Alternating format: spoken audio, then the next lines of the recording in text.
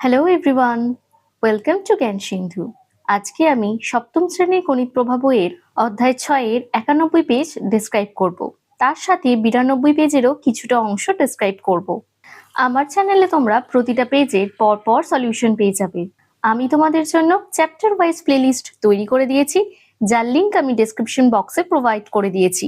তো তোমাদের যদি আমার ভিডিও ভালো লেগে থাকে তাহলে অবশ্যই ভিডিওটিতে একটি লাইক করবে এবং চ্যানেলটিকে সাবস্ক্রাইব করবে। তো দেখো, আগের দিন আমি 90 নম্বর পেজ ডেসক্রাইব করে দিয়েছি, তো আজকে এখান থেকে শুরু করছি। কি বলেছে দেখো, রঙিন পিচবোর্ডের বর্গক্ষেত্রাকার আয়তক্ষেত্রাকার টুকরো দিয়ে হাতে কলমে বীজগাণিতিক সংখ্যামালা বিয়োগ করার চেষ্টা করি। মানে এখানে তোমাদের বিয়োগ করতে হবে। তো এইখানে একটা সংখ্যামালা দিয়ে দিয়েছে আর এইখানে একটা সংখ্যামালা দিয়ে দিয়েছে। এই সংখ্যামালা দুটোর মাঝে দেখো তোমাদের বিয়োগ চিহ্ন দিয়ে দিয়েছে। বিয়োগ যখন করতে দেবে তোমরা সিম্পলি এইরকম কার্ডবোর্ড গুলোকে কেটে নেবে, ঠিক এইরকম শেপ দিয়ে। তো বলেছে প্রথমে অনেকগুলি 2 সেমি ইন্টু 2 সেমি মাপের বর্গক্ষেত্রাকার, মানে এদিকটা 2 আর এদিকটা 2 নিয়ে নিলে সেমি। তারপরেরটা হচ্ছে 2 সেমি আর এদিকটা হচ্ছে 1 সেমি, মানে ঠিক এইরকম আয়তক্ষেত্রাকার কার্ড তোমরা কেটে নেবে। তারপরেরটা 1 সেমি আর এখানে হচ্ছে 1 সেমি, ঠিক এইরকম শেপ দিয়ে তিনটে কার্ড, মানে 3 ধরনের কার্ড কিন্তু তোমরা কেটে নেবে। এরপর কি করবে না, এই পিচবোর্ডের বর্গক্ষেত্রাকার ও আয়তক্ষেত্রাকার কাঠগুলির একদিকে নীল ও উল্টো দিকে লাল কাগজ আটকে দিলাম। এই যে কটা কাঠ তোমরা কেটেছো, এক সাইডে তোমরা নীল রং আর এক সাইডে তোমরা লাল রঙের কিন্তু কাগজ চিটকে দেবে, বা কাগজের রঙও করে নিতে পারো তোমরা। এখন তোমাদের একটা জিনিস মনে রাখতে হবে, নীল দিকটা কিন্তু তোমাকে পজিটিভকে রিপ্রেজেন্ট করবে আর লাল রংটা কিন্তু নেগেটিভকে রিপ্রেজেন্ট করবে। এইটা তোমাকে একটু মাথায় রাখতে হবে। তার মানে ধরো তোমাকে দিয়েছে 5x স্কোয়ার, তার মানে তুমি 5টা নীল রঙের কার্ড নেবে, ঠিক আছে? কারণ এটা প্লাস, সামনে কিছু নেই মানে একটা প্লাস সাইন আছে। আর যদি তোমাকে দিয়েছে -5x স্কোয়ার, এর মানে তোমাকে বুঝে নিতে হবে তোমাকে লাল দিকটাকে প্রদর্শন করতে হবে। তো দেখো 2 সেমি গুণ 2 সেমি বর্গক্ষেত্রাকার কার্ডের নীল দিক হচ্ছে x স্কোয়ার আর লাল দিক হচ্ছে -x স্কোয়ার।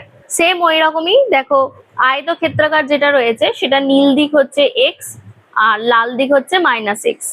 আর 1 আর 1 মানে হচ্ছে +1 নীল দিকটা আর লাল দিকটা হচ্ছে -1। তো এবার পরের লাইনে আমরা আগে সংখ্যামালাটা দেখে নিই। সংখ্যামালাতে দেখো দিয়েছে 3x স্কোয়ার। তাহলে নীল রং আমি কি বলেছিলাম পজিটিভের জন্য, এখানে কিছু নেই মানে একটা প্লাস চিহ্ন আছে। তাহলে নীল রঙের কার্ডবোর্ড আমি কটা নেব না, 3টে নেব, 1টা 2টো 3টে। তারপর আবার দেখো রয়েছে প্লাস, তাহলে আমি কি করব, নীল রঙের নেব। 2x রয়েছে, তাহলে অবশ্যই আয়তক্ষেত্রাকার যেগুলো রয়েছে সেই কার্ডগুলোই নেব আমি, 2টো নিয়ে নিয়েছি।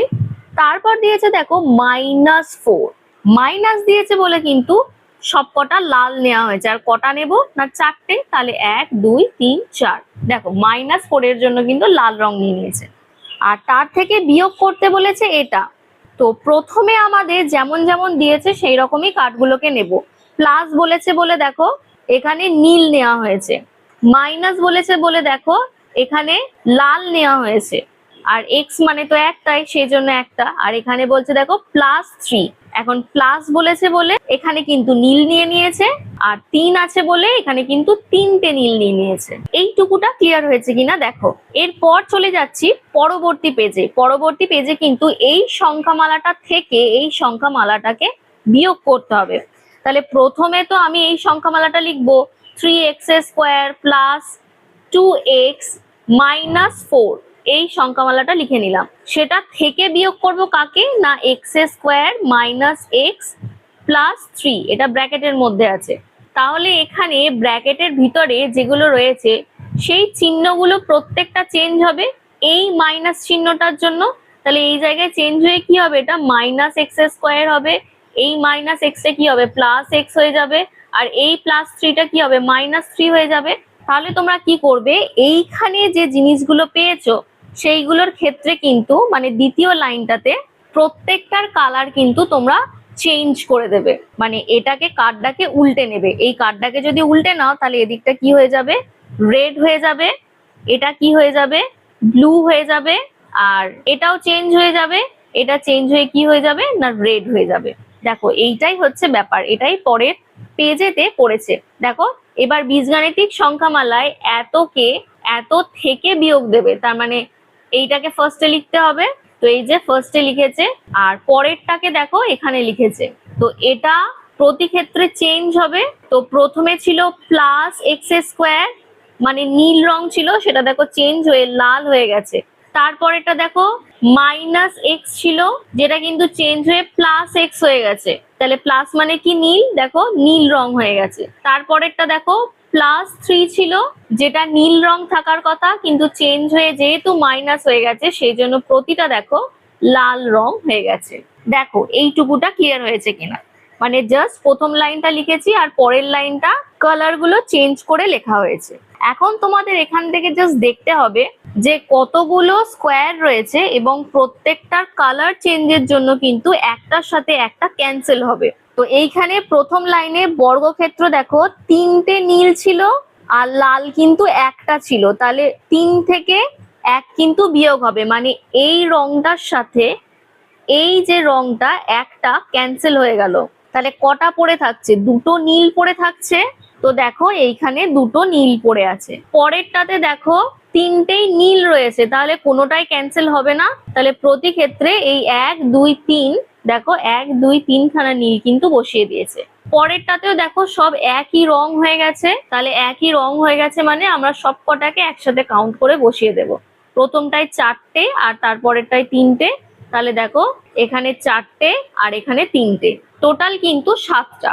এবার যেহেতু এখানে দুটো নীল পেয়েছি তাই এখানে দিয়েছে 2x স্কোয়ার, নীল তো পজিটিভের জন্য তাই এখানে প্লাস। তারপরেরটাও দেখো 3টে নীল পেয়েছি তাই দেখো 3x লেখা আছে, আর নীল রং তো পজিটিভকে রিপ্রেজেন্ট করছিল তাই পজিটিভ দিয়েছে। তারপরে 7টা লাল, তাই দেখো এখানে 7 লিখেছে, আর লাল যেহেতু মাইনাসকে রিপ্রেজেন্ট করছিল সেই জন্য মাইনাস বসানো আছে। তো পরে এখানে কি বলেছে, তাই হাতে কলমে পেলাম এত মাইনাস এত, এটা কত বেরিয়েছে দেখো এইখানেতে পেয়ে গেছি 2x square plus 3x minus 7, দেখো এটাই এখানে লেখা আছে। তো বলেছে এইভাবে বীজগাণিতিক সংখ্যামালায় বিয়োগ হাতে কলমে করা যাবে।